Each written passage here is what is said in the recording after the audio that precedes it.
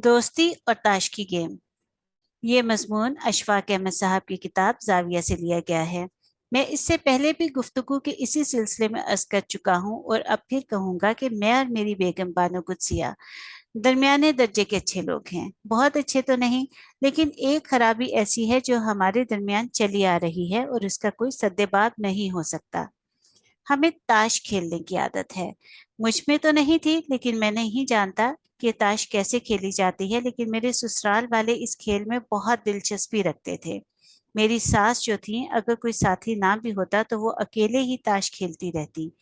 मेरी बीवी ने भी सीखी, लेकिन उसके बाद ताश हमारे घराने में आ गई। हम दोनों सुबह सवेरे बेड टी लेते हैं और हमारी बेड टी ये है कि हम खुद ही चाय बनाते हैं। बच्चे सुबह सोए हुए होते हैं, हर तरफ फूह का आलम होता है। हम दोनों इस वक्त बावर्ची खाने में अकेले होते हैं। चाय की एक एक प्याली पीकर हमें जो वक्त मिलता है उसमें हम ताश खेलते हैं और बच्चों के जागने से पहले ताश खेलकर समेट लेते हैं ताकि उन्हें पता ना चले। जब मुलाजिम आते हैं तो उनके आने से कबल हम ताश समेट लेते हैं। हमारे पास एक खूबसूरत डब्बा है जिसके चारों तरफ बहुत खूबसूरत जंगली फूल बने हुए हैं। इस डब्बे के ढकने पर निहायत खूबसूरत एक हिरनी है जो चरागाह में चर रही है, और इस हिरनी के साथ एक छोटा सा बच्चा है जो अभी दूध पीता है और घास खाने की कोशिश कर रहा है। ये बहुत प्यारी तस्वीर है। इसके अंदर हमने अपने पत्ते रखे हुए हैं। मैं तो इन पत्तों को फेंट नहीं सकता क्योंकि मेरी प्रैक्टिस नहीं है। मेरी बीवी ही इन्हें फेंटती है, और वो पत्ते चूंकि मुख्तलिफ किस्म के हैं और उनका साइज ठीक नहीं है, एक दूसरे के साथ मिलता नहीं है, इसलिए इस बात की मश्क मेरी बीवी ही को है। फिर वो ताश बांटती जाती है। जिसके पास आखिरी पत्ता आता है उसको हुक्म होता है कि इसके इस पत्ते को देखकर बताए। इस ताश इस ताश का मैं कुछ हिस्सा ले आया हूँ जिसका साइज कुछ ऊंचा कुछ नीचा है। ये जो पत्ते हैं मैं आपके सामने रखूंगा और शायद आपको नजर भी आए। ये हमारी ताश है जो हम अपने पास रखकर हर रोज सुबह खेलते हैं। ये ईद कार्ड हैं जो पिछले साल हमें मौसूल हुए थे और जिनकी तादाद तकरीबन 3 या 350 है। हर रोज इन पत्तों को निकालना और छांटना और फिर इस गेम को शुरू करना काफी मुश्किल और पेचीदा काम है। जब आप शुरू करेंगे तो आपको भी खासी दिक्कत का सामना करना पड़ेगा। फिर एक पत्ता जो मेरी बीवी उठाती है तो पता चलता है कि ये ईद कार्ड पिछले साल यूसफी साहब ने भेजा था। मुश्ताक यूसफी हमारे दोस्त हैं। हम दोनों हाथ उठाकर दुआ करते हैं कि या अल्लाह, यूसफी साहब जहाँ भी हों, जिस मुकाम पर भी हों और जैसे कैसे भी हों, उन पर, उनके घर वालों पर, उनकी बेगम पर, उनके बच्चों और पोतों पर अपनी रहमतों का नजूल फरमा। और फिर उसके बाद उनकी ज़ात से वाबस्ता कुछ बातें याद आती हैं, हम उनको भी हम दोहराते हैं ताकि ये सिलसिला ना टूटे और साल भर का कम से कम जो रिश्ता है वो इसी तरह से कायम रहे। फिर मेरी बीवी मुझे बताती है कि जब वो किसी बड़ी तकरीब पर कतर गए तो मुश्ताक यूसुफी ने उनसे बानो कुदसिया से कहा था कि आप बड़ी राइटर हैं, लेकिन एक बात का ख्याल रखिए कि जवाल नेमत से पहले रिटायर्ड हो जाना बहुत ज़रूरी है। आप बहुत अरूज पर पहुंच जाते हैं और अल्लाह का शुक्र अदा करते हैं कि मैं इस मुकाम पर पहुंचा। तो समझदार आदमियों का ये तकाजा है कि इस नेमत को आखिर जवाल तक आना ही है। इससे पहले ही ये फील्ड छोड़ देना चाहिए और पवेलियन में वापस जाकर अपना बल्ला रख देना चाहिए कि अल्लाह तेरी मेहरबानी। यूनुस जावेद ने हमें एक कार्ड भेजा था। वो मैं उठाता हूँ और कहता हूँ कि ये बहुत अच्छा नौजवान है और उसको उसने हमको याद रखा और उसके अपने घर वालों पर बहुत एहसान है, और उसने मैट्रिक से अमली जिंदगी शुरू की और एमए तक पहुंचा। यह हमारा ज़हीन अदीब है। ए अल्लाह, उसको उसके दुनियावी मुकाम पर पहुंचा और दीनी मदारिज भी तय करवा, और उसको दीन और दुनिया में सरखरू कर।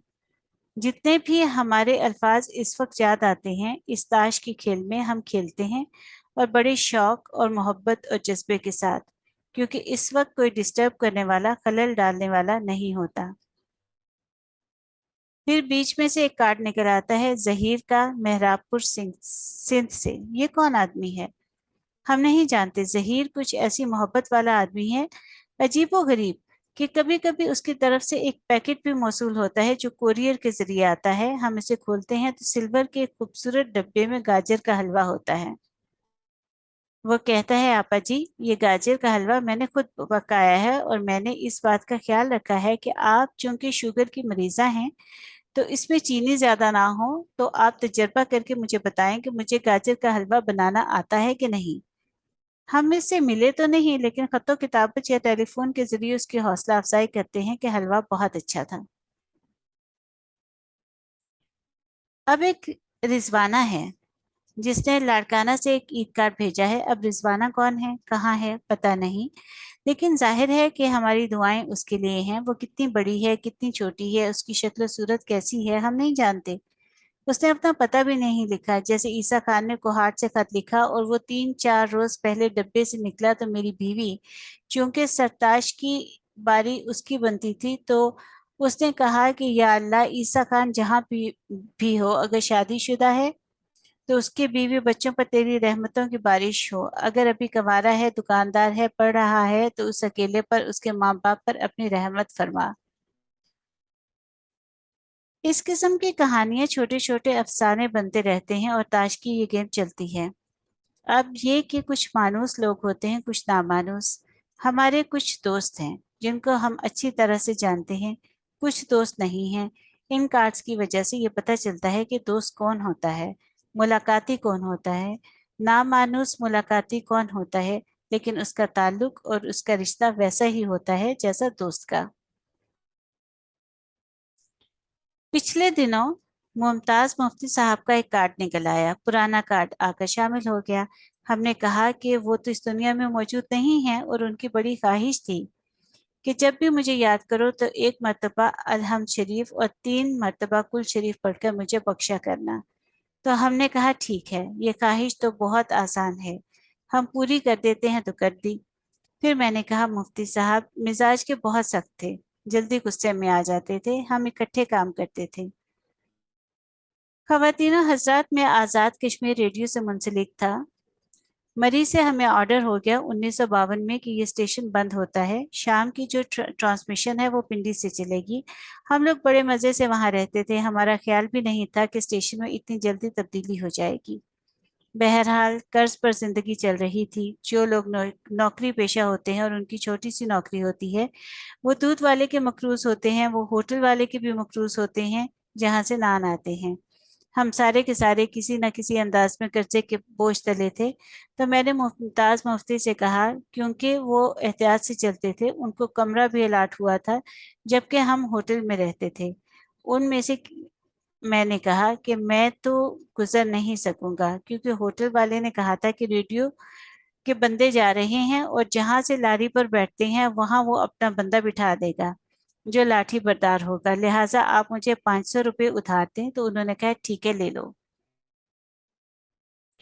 मैंने उनसे 500 रुपये लिए और गवाले का बिल 80 या 90 रुपए का था। फिर होटल वाले के 231 रुपये थे, वो भी अदा कर दिए, और कुछ कर्जे देने थे वो भी दिए। मेरे पास 40 रुपये बच गए। तो खुशी से मजे से सीटी बजाते रावलपिंडी पहुंच गया और वहां रहने लगा। अब जब मैंने, चूंकि उनसे कर्ज लिया था, लिहाजा उनसे दब के रहता था। वो मेरे बड़े अजीज दोस्त थे और हमारी आपस में तू तड़ाक किस्म की बेतकल्लुफी थी। फिर भी मैंने ये महसूस किया कि जब वो कोई बात करते, ठीक होती या ना ठीक ना होती, मैं उनकी हाँ में हाँ मिलाता था। अब जनाब, बात यह है कि हमने वर्ल्ड बैंक से कर्जा लिया है। जो आईएमएफ कहते कि जनाब बिजली का बिल 2 रुपये 35 पैसे की बजाय 7 रुपये लेना है, तो हम कहते हैं जी हजूर, आप ठीक कहते हैं। जिसने भी खुदा न खास्ता कर्जा लिया हो, यही तकलीफ रहती है कि हमेशा उसके सामने दुम हिलाना पड़ती है। मैं जब भी मुफ्ती साहब कोई बात करते, कहता सुभान अल्लाह, आप वाकई ठीक कहते हैं। वो बड़े पढ़े लिखे और समझदार आदमी थे। एक दिन चिढ़ गए, कहने लगे, देखो, तुम मेरी हर बात के साथ एग्री करते हो, हर बात को यस कहते हो, तुम कभी मेरी बात से नाइत्तेफाकी का इजहार नहीं करते और ये समझते हो कि मैं जो कह रहा हूँ ठीक कह रहा हूँ। तो आइंदा से इस बात का ख्याल रखो, जैसे मेरे साथ पहले बोला करते थे, जैसे मेरी स्टेटमेंट पर पहले तनकीद किया करते थे, वैसे ही करो, वरना मेरे 500 रुपये वापस कर दो। मैंने कहा वो भी इंशाल्लाह वापस कर दूंगा। उन्होंने ऐसी धमकी दी थी, मुझे हौसला नहीं हुआ। तो ऐसे प्यारे प्यारे दोस्त, उनके ऐसे प्यारे प्यारे पत्ते हमको एक नई गेम खेलने के लिए दिए जाते हैं और उनसे कोई ना कोई याद भी जुड़ी रहती है। मैं जिक्र कर रहा था कि दोस्त, मुलाकाती और साथी का जो एक फर्क है वो समझ में आने लगा है। इन ईद कार्डों की आमद से, कुछ हमारे सुबह सवेरे मुतवज्जो होकर बैठने से, कुछ उन लोगों के साथ एक राब्ता कायम करने से जिसे कम्युनिकेशन कहते हैं। आप किसी के लिए भलाई का काम करें, किसी के खिलाफ आपको गुस्सा हो, जैसे मैं अपनी बच्चियों से कहता हूँ कि जो अब बहुएं बनी हैं, कि अगर सास को तुमने सजा देनी है और इसका बहुत बुरी तरह मक्कू ठपना है तो उसके हक में दुआ किया करो। देखो वो कितनी बेचैन होगी, बजाय इसके कि उससे झगड़ कर अपनी माँ के पास लौटती हुई जाओ कि अम्मा, उसने मुझे ये कहा है, तो तुम तजर्बा करके देख लो, इसमें क्या हर्ज है। 40 दिन कहो कि अल्लाह ताला मेरी सास को सलामत रख। हालांकि सास बड़ी बला होती है और नंद भी, क्योंकि मैंने तो यही सुना है। मेरी एक भांजी की बेटी का बर्थ दिखावा था, हम देखने गए तो उसने कहा नाना जरूर जाएं। मैंने कहा मैं तो तजर्बा नहीं रखता, मैं क्या करूंगा। तो उसने कहा नहीं नाना, आपको जरूर जाना होगा। आपने जाकर ये देखना है और खबर लेके आनी है कि मेरी नंदें कितनी हैं। मेरे लिए बड़ा मुश्किल होगा कि कैसे पूछें कि भाई तेरी बहनें कितनी हैं। ये तो पूछा जा सकता है कि आप क्या काम करते हैं, कहाँ होते हैं, फिर मैंने तरीके तरीके से मालूम कर लिया। मैंने वापस आके शाजिया को बताया कि भाई 5 हैं। वो कहने लगी ओहो तो लानत, मैं तो कभी वहां शादी नहीं करूंगी। फिर मुझे पता चला कि नंद वाकई खौफनाक चीज होती है। हम मर्दों को तो इससे वास्ता नहीं पड़ता, इसलिए मैं कहता हूँ कि अगर दुआ करें तो दिल चाहे कितना ही जला हुआ ना क्यों ना हो, फिर भी आपको फायदा पहुंच जाएगा, बल्कि ज्यादा पहुंचेगा। चाहे तजर्बा करके देख लें, बजाय गुस्सा या नफरत के इजहार के। और ये जो हम क्लाशिकोफों के साथ लड़ाई करते हैं, खा कितनी ही करते चले जाएं, ये काम खत्म नहीं होगा। एक दिन दुआ के लिए बैठ जाएं, बड़ा सुकून आ जाएगा और रहमतों का नजूल होना शुरू हो जाएगा। अब उन पर रहमतें रुकी हुई हैं। जिस दिन आप हाथ से क्लाशिनकोफ छोड़ देंगे और दुआ शुरू कर देंगे, रहमतों का नजूल शुरू हो जाएगा। अभी बात हो रही थी कि दोस्त कौन होता है और मुलाकाती कौन होता है। मैं 9वीं 10वीं जमात में पढ़ता था। हमारे दो टीचर मास्टर हशमत अली और मास्टर कुतुबुद्दीन हुआ करते थे। दोनों रियाजी के बहुत माहिर थे। उन्हें खुदा ने इस बारे बड़ी सलाहियत दी थी। हमारे जिला से बाहर और दूर दूर के मकामात से हिंदू सिख उस्ताद उनसे अलजबरा, और चूंकि ये है ही मुसलमानों का इल्म के मुश्किल मसाइल पूछने आते थे। और वो दोनों उस्ताद स्कूल टाइम के बाद लॉन में बैठकर रियाजी के मसाइल हल किया करते थे जो हमारी समझ से बाला होते थे। साथ रहना, इकट्ठे खाना, एक दूसरे के घर के साथ घर, सैर को इकट्ठे जाना, इकट्ठे स्कूल आना, कभी हमने इन्हें अलग अलग नहीं देखा था। उनके दरमियान इतनी गहरी दोस्ती थी कि आप जितना भी जहन में उसका तस्वुर करें वो कम है। फिर अचानक ये हुआ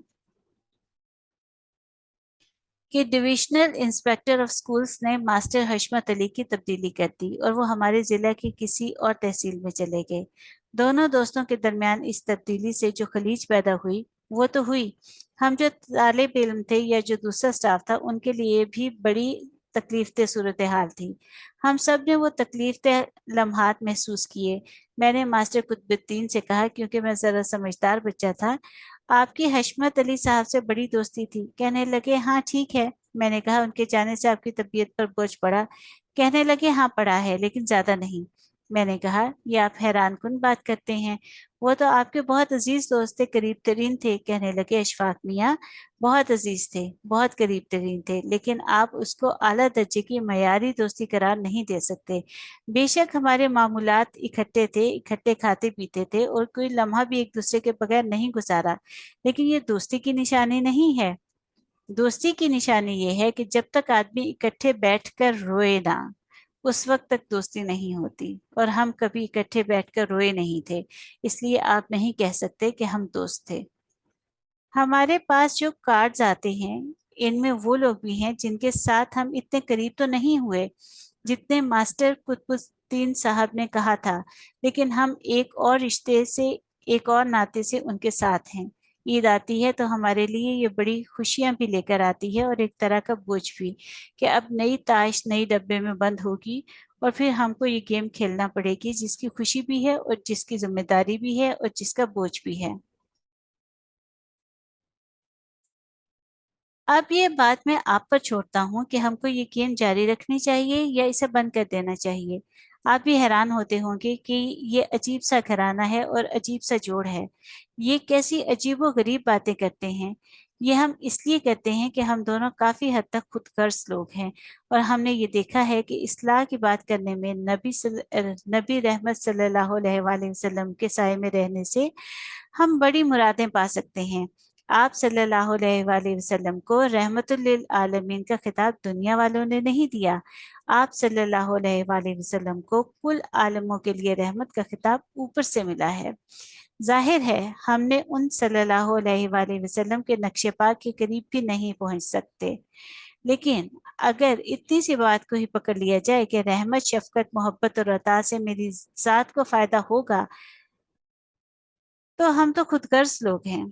लिहाजा अपनी ज़ात को फ़ायदा पहुंचाने के लिए हमने ये तरीके इख्तियार कर रखे हैं, और इससे हमें वाकई फ़ायदा हुआ है, हो रहा है, और मैं समझता हूँ होता रहेगा। मैं दुनियावी फ़ायदे की बात कर रहा हूँ, आगे भी शायद हो। बेशक अल्लाह ताला जो चाहता है करता है, लेकिन आगे फ़ायदा ज़रूर होगा। अल्लाह ताला आपको आसानियाँ अता फरमाए और आसानियाँ तकसीम करने का शर्फ अता फरमाए। अल्लाह हाफिज़।